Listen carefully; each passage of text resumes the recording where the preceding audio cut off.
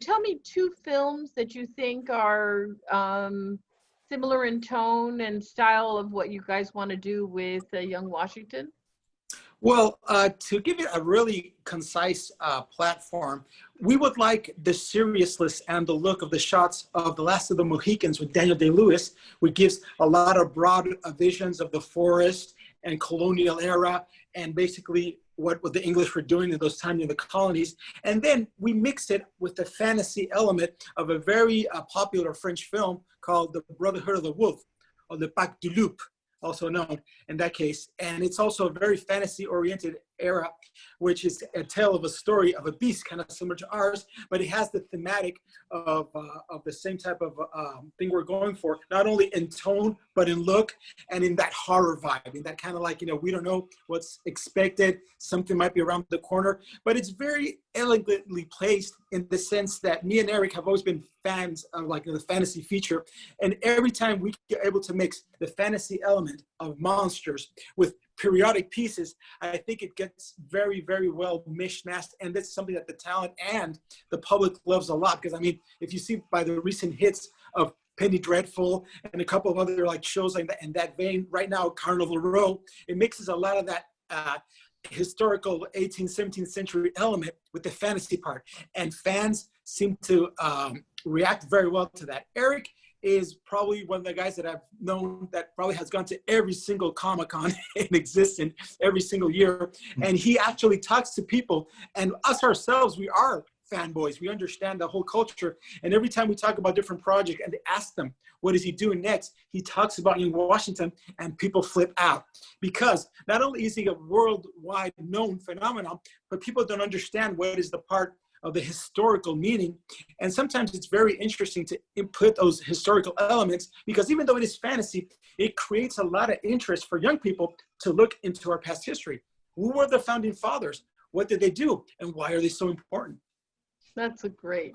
So Eric, tell us a little bit about, when you think, when Gustavo brought the project to you, what came up in your mind? I mean, I think we all feel very similarly, but I think that, a lot of people watching this want to get to know you and want to get to know your sensitivities as a director and what you're going to be bringing.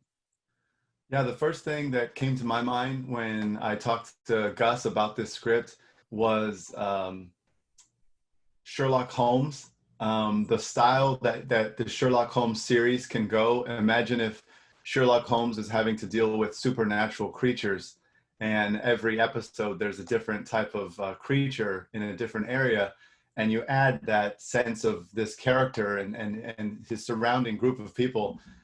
Could be so fun. The other thing that comes to mind after Sherlock Holmes was like a young Indiana Jones, where the style of the shoot is just, it's done in a fun way where not only adults will like it, but some of the young people would like it.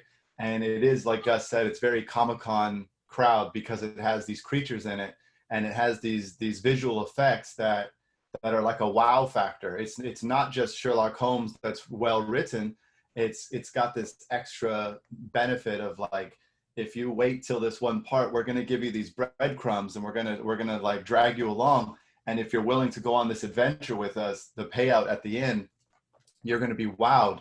And then you're going to want to see more. And you're just going to, every episode is going to have a different style of suspense and thriller, but just the intrigue of what type of creature are we going to see next. The most current one that I've seen on TV today is Witcher. And Witcher does that, where they take you to another world.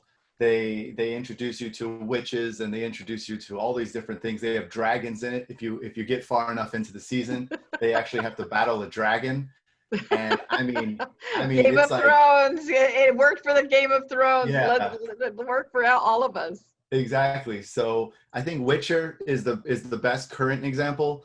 Young Indiana Jones, and I think Sherlock Holmes. You put all three of those things together, the writing of Sherlock Holmes, the adventure of the Indiana Jones, and then you throw in the special effects of Witcher, and I think that's what makes this thing awesome. Not to mention the historical part, where we're taught as Americans what our founding fathers did from, you know, late 1700s.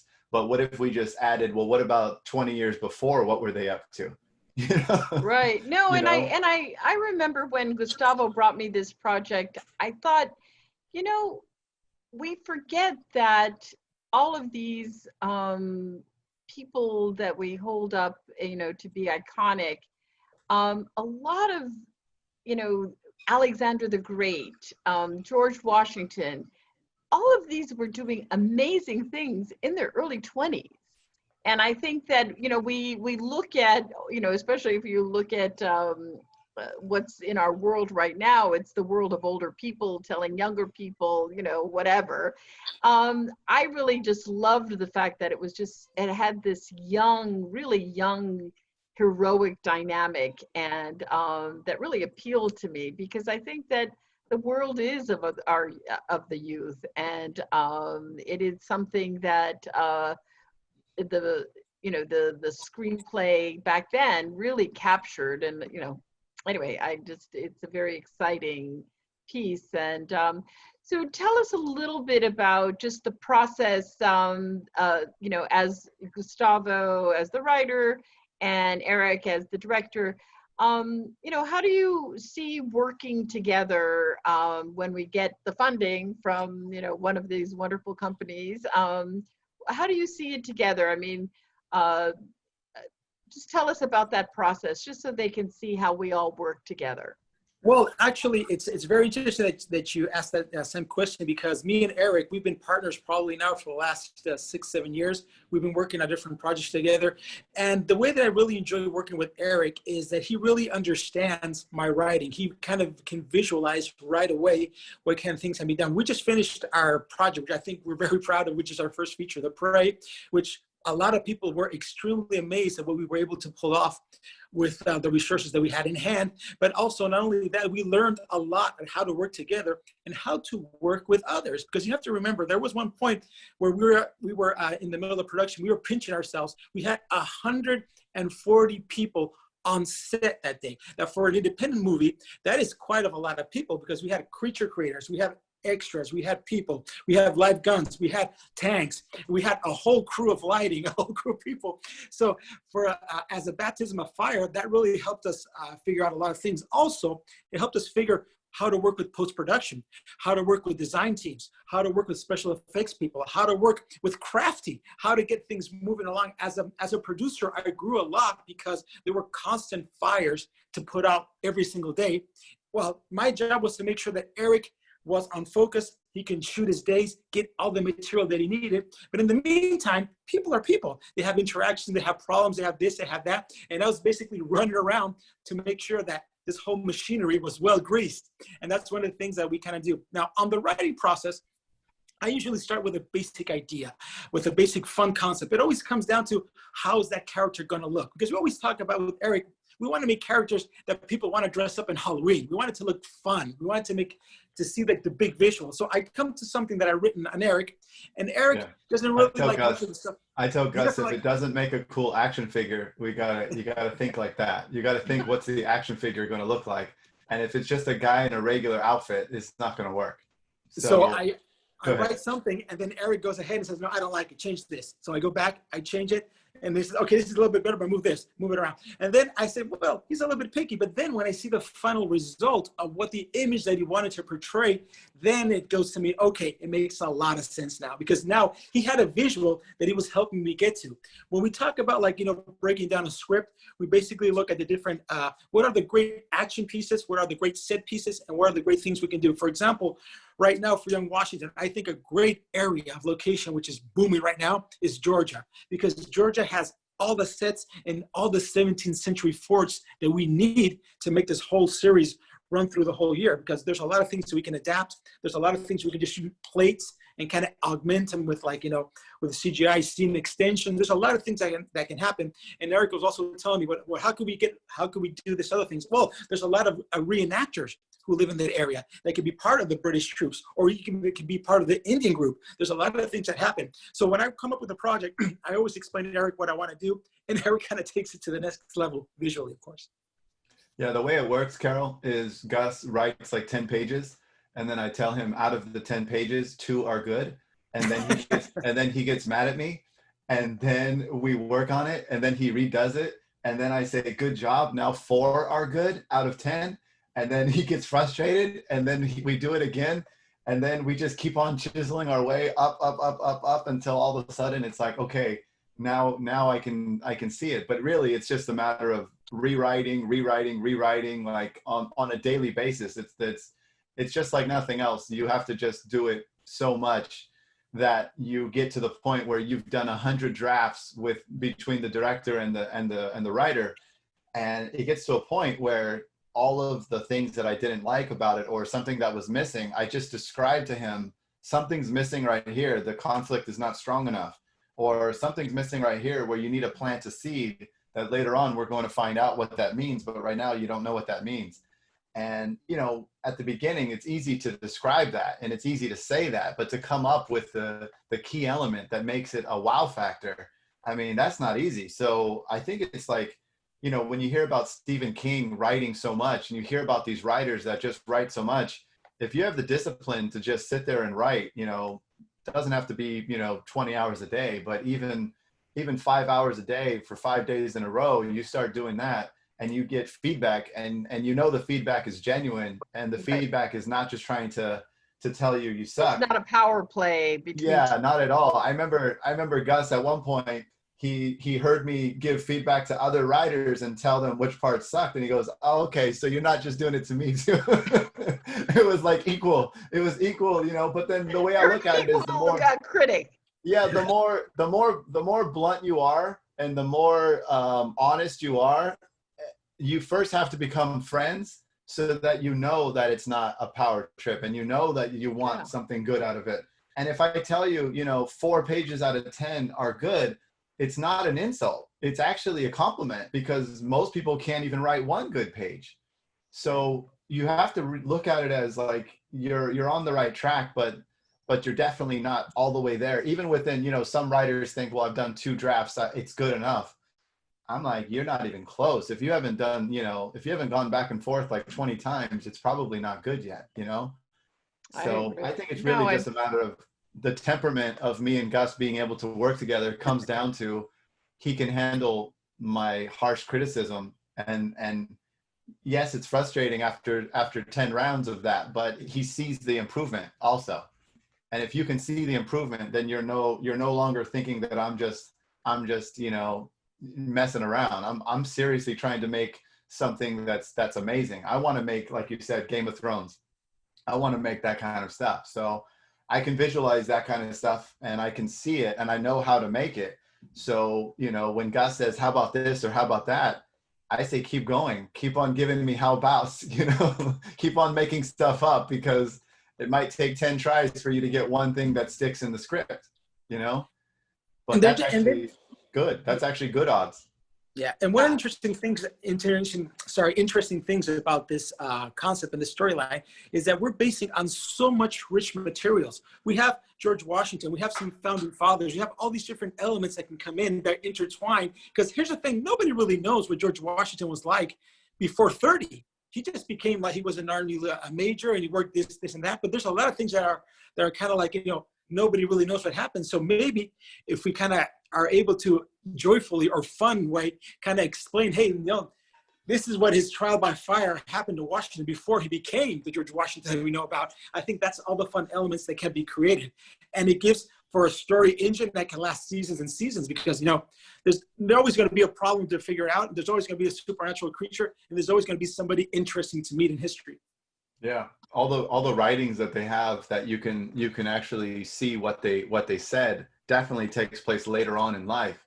So we do have a blueprint of who these people are and how intelligent they were and how impressive they were, kind of like Hamilton, and how the Hamilton play was written around these writings and all of this information. So they can fill in the blanks, and they can make it fun, but they also have historical facts of letters upon letters that were written to kind of give you an opportunity to incorporate some of that information that you know is actually true. So not everybody's going to be watching this and know that, oh yeah, that part's true and that part's true and that part's true. But it'll be fun later on when people do realize that a lot of the elements that we're putting into these movies are based upon real events. Even though we're adding fantasy and monsters, it's fun to have some real world stuff involved. Yeah, and also see the makings of, you know, what came, you know, before they were our founding father. Who were they before? And I think that, you know, a lot of people just are going through things. There's just it's a new time where people just are just wondering what's the future like. And you can just, I thought this film was just so, the script at least, is just a lot of fun, and it just gave a lot of fuel to, you know, anything is possible. You can be this little major and, you know, a little soldier, and somebody calls you just because you just happen to be there, and lo and behold, you become the hero called, you know, Mr. Washington. So, so one thing just to sort of give our audience, like, what do you really want them to walk away with when they're watching this episode? You know, what is it that, why are we doing this, and why are we doing this now? Well, it's kind of a two-part thing. First of all, entertainment.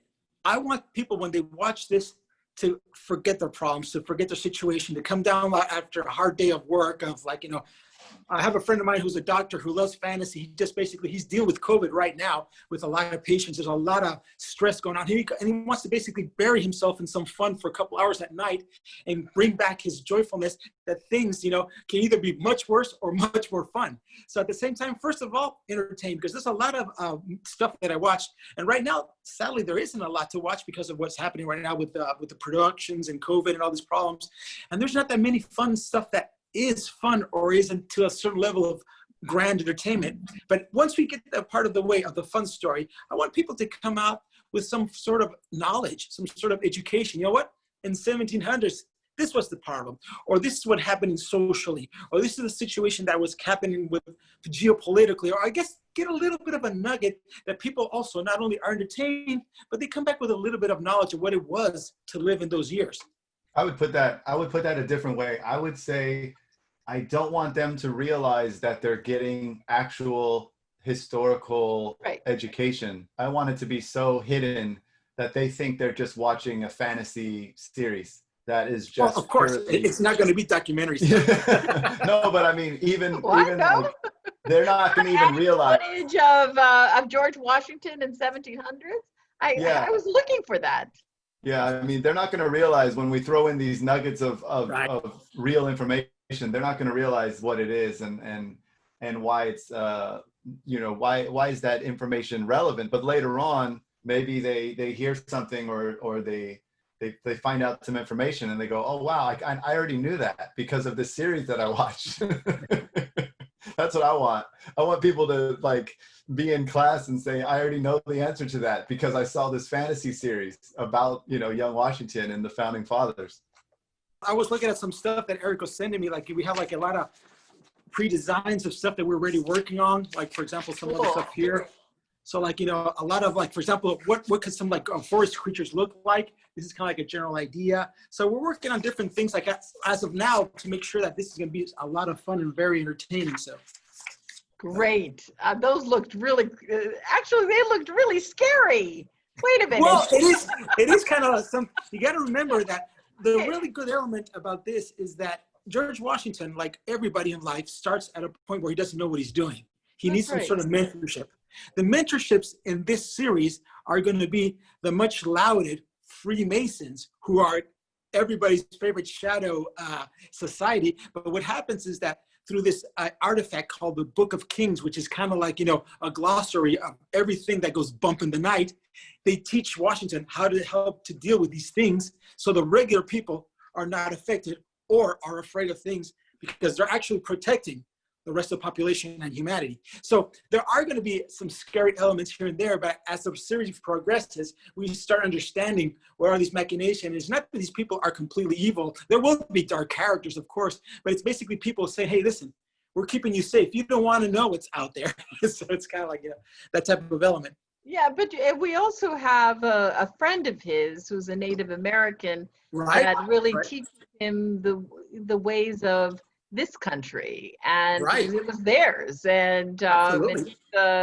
he's a newcomer to this land, and they know what berries and what you know, all this new Right. type of foods that they're able to harvest, and Well, he in this case, the character Madiwa, which is kind of like his Iroquois helper, he is kind of like, you know, the ground. He's kind of like, you know, his tether to the earth, to the forest, to what is America before the colonization. These are the like the original settlers, the original people. So he will have his companion that will give him that kind of earth tone, that kind of like, you know, levity, that kind of like, hey, listen, you're going too fast, slow down. This is what the Great Spirit tells us. And so it creates this whole like, you know, ambience of like, you know, what America was before Europeans. great. Any last thoughts, Eric? No, I just love the period. I love the historical fact that that's something that we're taught in school. Everybody that's grown up in America is taught about this time period. So the play on it of just tweaking it a little bit to make it you know, 2 decades earlier and talk about what they did in their early 20s is just fun. So I could imagine the visuals that come up. You know, when I first started working with Gus on it and we started playing with different scenes, I started thinking of scenes that we can shoot already to try to get the ball rolling so that people can see what this would be. And you know, we made up an idea of a murder scene, and George Washington and Madiwa, they show up to the murder scene, and when they see all of the dead bodies, they start to investigate. And then you see the intelligence and you see this character, which is very much like a Sherlock Holmes, be able to deduct what happened just by looking at the blood on the floor and the scratches and the way these people were killed. And then you see, you know, quickly that there's something that is observing them and there's something still in the area. You know that this is, you know, some sort of a creature. And when he figures out what's going on, not only do you see his intelligence, but you see his ability to fight back and to be able to kill the creature. But we don't actually show you kill the creature. We show that the creature exists. We show that he's able to deduct what's going on. And then you see other people get killed so that you can see the excitement. And then before he's able to solve the problem, then it's like, okay, if you want to see more, this is what this series is about. Give him a cliffhanger. Yes. Yeah, but you get the gist of it. You understand there's creatures. You understand it's a period piece. You understand, you know, like Gus was saying, it could be shot in Georgia, so it's not like you have to build these huge elaborate sets. A lot of it takes place like out in the woods, kind of like Witcher does, and the creatures just add another element. So you're not making historical drama. You're making a fantasy piece like Lord of the Rings and Game of Thrones, and I think people are just like, oh yeah, you know.